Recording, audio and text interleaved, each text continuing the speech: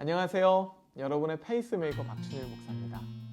페이스메이커는 중거리, 장거리 달리기 경주에서 기준이 되는 속도를 제시하는 선수라는 의미예요. 그리고 또 다른 의미가 있는데, 심장의 기능이 정지했을 때 인공적으로 자극 펄스를 주기 위해서 사용하는 전자장치라는 그런 의미도 있다고 하네요.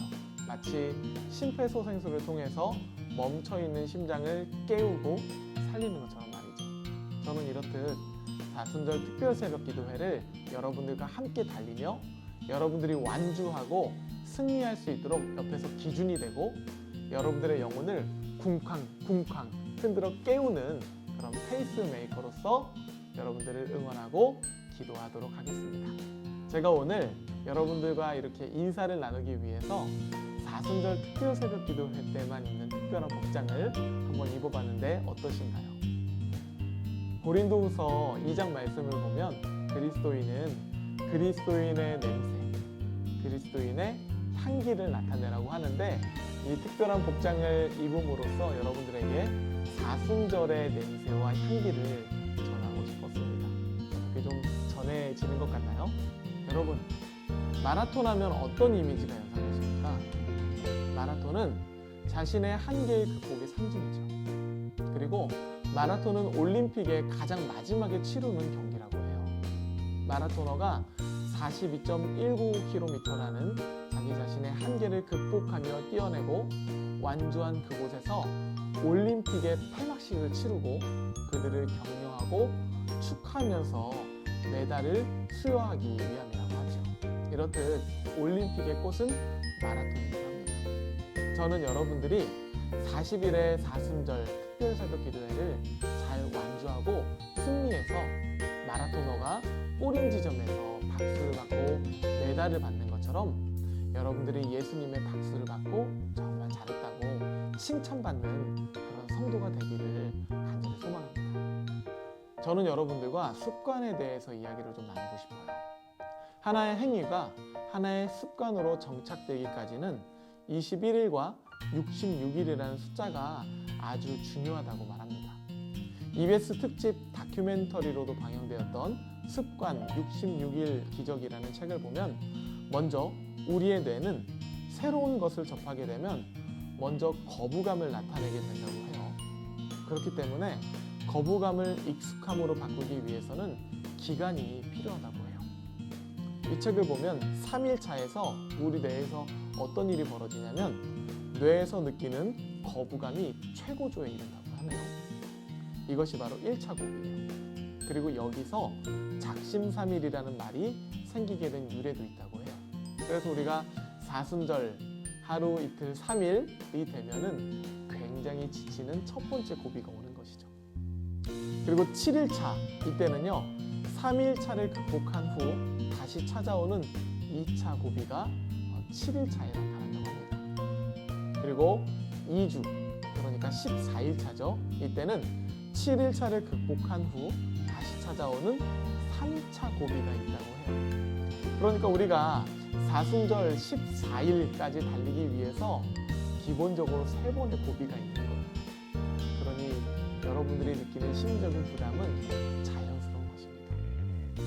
그런데 21일차가 되면은 이때 마지막 고비가 있다고 해요. 4번째 고비죠. 그래서 21일을 여러분들이 기억하셔야 됩니다. 21일까지 성공을 한다면 일단 어디까지가 우리가 온 거냐면 우리의 뇌를 설득시키는 것에는 성공한 단계가 되는 것이에요. 그러니 사순절 40일 중에 20일 반타작까지 하기 위해서는 굉장히 쉽지가 않아요. 그러나 일단 21일을 성공하고 나면 우리의 뇌를 설득하는데 성공한 단계가 되는 것이죠. 하지만 그 의미는 뇌가 이 습관을 익숙하게 여기게 된다는 뜻이지 몸과 함께 완전한 습관이 정착된 것은 아니라는 것이에요. 그러니 21일이 지나도 그것이 내 행동의 루틴이 되고 완전히 습관으로 자리 잡았다라고 이야기하기는 조금 어렵다는 거예요. 즉, 뇌에 이어서 몸까지 하나의 새로운 행위가 완전히 몸에 습관으로 정착되기 위해서는 총 66일이라는 기간이 필요하다는 뜻이죠. 그런 의미에서 우리가 40일을 달려가는 여정 쉽지만은 않을 것입니다. 1차 고비 있을 것이고요. 2차 고비 있을 것이고 3차, 4차 고비가 있을 것이에요. 그러나 일단 사순절의 반을 승리하게 된다면 우리의 배는 이전보다 훨씬 더 쉽고 가벼운 마음으로 우리의 몸을 컨트롤할 것이에요. 그러니까 나는 힘들어서 안 돼, 포기해야 되겠다가 아니라 가면 갈수록 여러분들은 좀 더 쉽고 가볍게 이 여정에 참여할 수 있다는 것이죠. 그렇다면 지금 우리는 어느 지점을 통과하고 있는가? 17일 차를 향해서 달려나가고 있죠. 혹시 이 경주 가운데 뒤처져 있거나 털썩 주저앉은 분들이 있다면 페이스메이커로서 함께하는 저를 통해서 그리고 교회 공동체를 통해서 다시 일어나고 그 고비를 뚫고 나가는 여러분들이 되었으면 좋겠습니다. 특별히 지금 이 순간은 우리 리더들에게 있어서 가장 심리적으로 부담이 되는 지점이 아닐까 싶어요. 우리 지금 뭐 하고 있나요? 매일같이 담임 목사님의 말씀을 가지고 숙방에서 카톡으로 한 줄 교제 멘트를 나누고 있죠. 영적인 공동체 근육을 키우고 있는 운동, 무브먼트를 하고 있습니다. 물론 잘 되는 숲도 있겠지만 그렇지 않은 숲도 분명히 있을 거예요. 반응도 없고 감흥도 없고 잘 따라주지도 못하고. 그런데 이게 하루가 되고 이틀이 되고 일주일이 되고 2주일이 되고 우리 지금 16일차를 지나가고 있는데 여전히 처음과 같이 반응이 없다고 한다면 리더들은 얼마나 부담이 되겠습니까? 제가 그런 분들께 좀 응원을 드리고 힘을 드리고 좀 지지해 드리고 싶어요. 여러분 절대 걱정하지 마세요. 절대 걱정하지 마세요. 절대로 걱정하지 마세요. 왜냐? 애초에 우리가 이런 영적인 무브먼트를 진행할 때 우리는 완성형을 향해서 나아가는 것이 아니라 이제 아장아장 영적인 공동체성을 세워가는 기초 근육 단계를 세워가는 그런 단계예요. 그러니 처음부터 잘할 리도 없고 한 수를 배부를 수도 없습니다. 야구도요 3할이면은 아주 잘 친다고 이야기해요. 축구도요 10번 차서 한 번 정도 골인 들어가면은 최고의 선수다 그렇게 이야기합니다. 하물며 10이면 10수비 다 잘할 수 있겠습니까? 애초에 계획하고 함께 영적인 운동을 진행할 때 저희가 기대했던 반응은 50%, 60%밖에 되지 않아요.